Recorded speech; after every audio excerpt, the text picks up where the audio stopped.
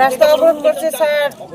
ওই আমরা এখানে যে একজন মুরব্বী নাম হইল যে রামমোহন দেব বর্মা নিখোঁজ হয়েছে 3 তারিখ থেকে আজকে 7 তারিখ চলছে।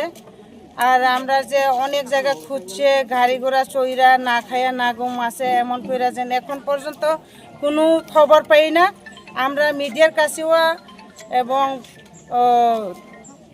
ডিএমের কাছেও আমরা সাহায্য চাই, আমরা যে একটু এটা যে সলভ করিয়া দেওয়ার জন্য। যিনি নিখোঁজ হয়েছেন ওনার নাম কি? রামমোহন দেব বর্মা। উনি কি করেন?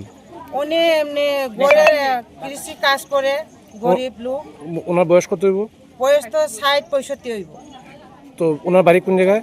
বাড়ি এখানে ওই মানে এই জায়গাটার নাম কি? পঞ্চমনগর। তো এটা এই যে রাস্তা অবরোধটা করছেন, মানে কতক্ষণ এই রাস্তা অবরোধ চালাই যাবেন?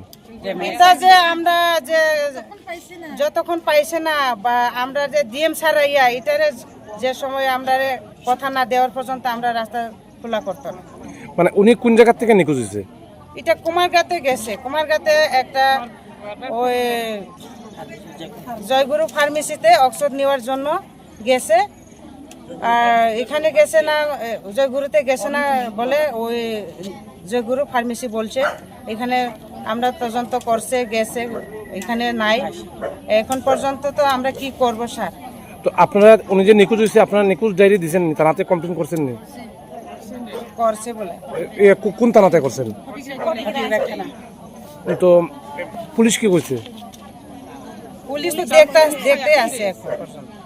তার মানে তো আমরা হেল্প করছি না, তো এর আগে তো আমরা তো পাবলিক টুকাইতে আমরা এখন তার মানে ফটিকরা থানা আপনাদের কোনো সাহায্য করছে না। তো আপনারা এই অবরোধটা কতক্ষণ চালিয়ে যাবেন? আমরা যত সময় সলভ না হয়, কেউ দায়িত্ব নেই না, ততক্ষণ পর্যন্ত আমরা এটা অবরোধ করে থাকি। এই যে জায়গায় আপনারা জাতীয় সড়ক অবরোধ করছেন, এই জায়গাটার নাম কি? পঞ্চমনগর। এটা কোন ডিসি প্লিজ? মাইলং।